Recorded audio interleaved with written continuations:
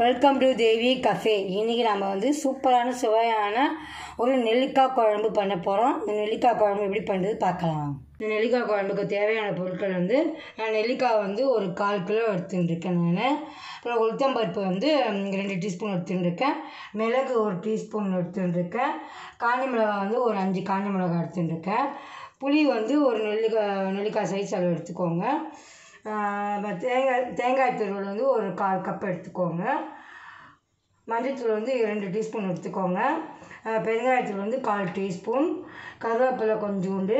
அப்புறம் நல்லெண்ணெய் திருமணத்துக்கும் நம்ம சில பொருட்கள்லாம் வறுக்கணும், அதுக்கும் நல்லெண்ணெய் எடுத்துக்கணும். அப்புறம் உப்பு தேவையான அளவு, கொத்தமல்லி, கருவேப்பிலை, இதான் இதுக்கு தேவையான பொருட்கள். இந்த குழம்பு எப்படி செய்து பார்க்கலாம். நம்ம சில பொருளாக வறுக்கணும். அதுக்கு ஸ்டவ்வில் பேன் வச்சுக்கலாம். அதில் கொஞ்சமாக ஒரு 1/2 டீஸ்பூன் எண்ணெய் நல்லெண்ணெய் சேர்த்துக்கணும். இதுக்கு நல்லெண்ணெய் சேர்த்தா அது குழம்பு டேஸ்ட்டாக இருக்கும். நான் ஒரு 1/2 டீஸ்பூன் நல்லெண்ணெய் சேர்த்துருக்கேன். சேர்த்துட்டு கொஞ்சம் காயட்டும். எண்ணெய் காஞ்சிட்டு இப்போ கொஞ்சமாக உளுத்தம்பருப்பு சேர்த்துக்கிறேன். அப்புறம் மிளகு சேர்த்துக்கிறேன்.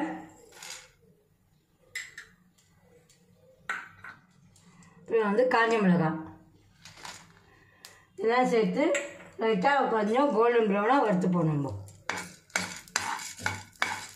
நான் வறுத்து வச்சு உளுத்தம்பருப்பு காஞ்ச மிளகாலாம் வறுத்து வச்சுட்டு இதில் இப்போ நம்ம மிக்ஸி ஜாரில் சேர்த்துக்கலாம்.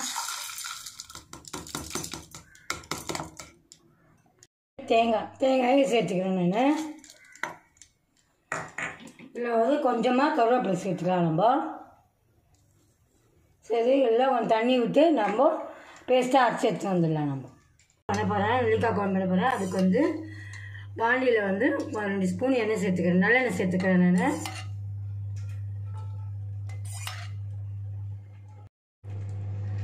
நான் ஒரு 1/4 டீஸ்பூன் அளவுக்கு கடுகு சேர்த்துக்கிறேன்.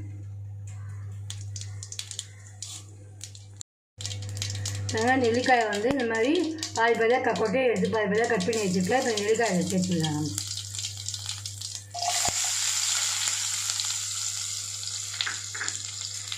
நம்ம எடுத்து கொஞ்சம் நல்லா வதக்கிக்கலாம். செவக்க வதக்கிக்கலாம். இது உங்களுக்கு நெல்லிக்காய் வேக வைக்கணும்லாம் அவசியம் கிடையாது.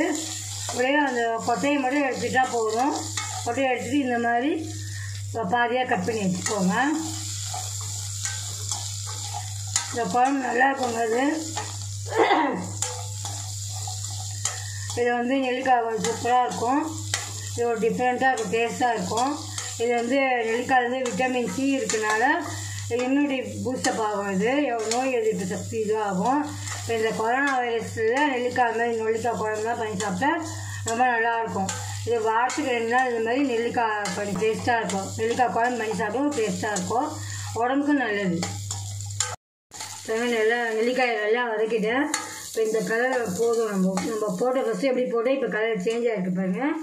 இதில் புளி காமிச்சோம் பார்த்தீங்களா, புளியை நல்லா ஊற வச்சுட்டு அதில் தண்ணியை வடிகட்டி தண்ணி எடுத்துருக்கேன். புளி தண்ணி எடுத்துருக்கேன். அந்த புளி தண்ணியை இதில் சேர்த்துட்டேன். நான்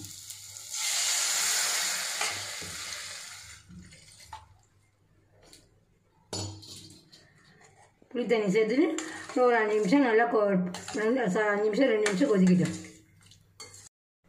இப்போ புளி தண்ணி சேர்த்துட்டு இதுக்கு தேவையான உப்பு நான் சேர்த்துட்டேன். சேர்த்துட்டு கொஞ்சமாக மஞ்சள் தூள் சேர்த்துக்கிறேன். இந்த மஞ்சள் தூளும் மஞ்சள் தூள் சேர்த்துக்கிறேன். இந்த மஞ்சள் தூளும் ஆன்டிபயோட்டிக்கு ஏதாவது. இப்போ இதில் 1 டீஸ்பூன் அளவுக்கு சாம்பார் பொடி, அது நம்ம வீட்டில் அரைச்சி சாம்பார் பொடி, அது 1 டீஸ்பூன் சேர்த்துக்கிறேன். இது சேர்த்தா இன்னும் ஒரு டேஸ்ட் எடுத்து கொடுக்கும். இதை போட்டு நல்லா கலந்து விட்டுக்கலாம். கலந்து விட்டு நல்லா கொதிக்கணும். எண்ணெய் பிரிஞ்சு வரணும் உங்களுக்கு. அந்த அளவுக்கு கொதிக்கணும். கொதித்த பிறகு நம்ம அரைச்ச பேஸ்ட்டில் நம்ம சேர்த்துக்கணும். இது நல்லா கொதிக்கிட்டோம். நெல்லிக்காயை நல்லா வேகணும் உங்களுக்கு. நெல்லிக்காய் நல்லா வெந்துடுத்து, சூப்பராக வெந்துடுத்து. இப்போ நம்ம அரைச்சி வச்ச பேஸ்ட்டு, அதாவது தேங்காய், உளுத்தம்பருப்பு, மிளகெல்லாம் நம்ம அரைச்சோம் பார்த்திங்களா, இந்த பேஸ்ட்டு அந்த குழம்புல சேர்த்துருவோம். நம்ம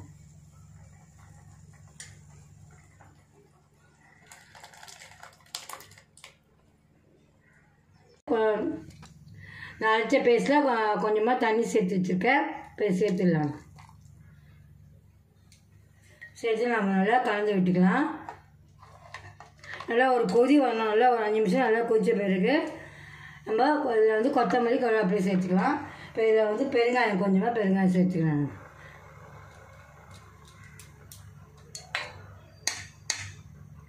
பெருங்காயம் சேர்த்து நல்லா கலந்து விட்டுக்கலாம். கலந்து விட்டு நல்லா அந்த இது அரைச்ச பேஸ்ட் பச்சை வாசனை போகிற வரைக்கும் கொதிக்க விட்டுக்கலாம். நம்ம வந்து அரைச்ச பேஸ்ட் சேர்த்துட்டோம். சேர்த்துட்டு இது வந்து நல்லா கொதிக்கணும். கொதிச்சு போய் எண்ணெய் பிரிஞ்சு வரும். நம்ம திருமணத்துக்காக எண்ணெய் சேர்த்தும் போது அது வந்து எண்ணெய் பிரிஞ்சு வரணும். பிரிஞ்சு வரும்போது நம்ம ஸ்டவ் ஆஃப் பண்ணிடலாம். சூடான நெல்லிக்காய் சாம்பார் ரெடி ஆகிடுது. சூடான நெல்லிக்காய் குழம்பு ரெடி ஆகிடுது. இது சூப்பராக இருக்கும். இது மேலே வந்து நான் கொஞ்சமாக கொத்தமல்லி போடுறேன். நான் கருவேப்பிலையே கொஞ்சம் சேர்த்துக்கிறேன். நான் நெல்லிக்காய் குழம்பு ரெடி ஆகிடுது. நல்லா சூப்பராக இருக்கும். இது இதில் கொஞ்சம் சாதத்தில் வந்து நெய் போட்டு பிசைஞ்சு சாப்பிடுங்க. அவ்வளோ டேஸ்ட்டாக இருக்கும்.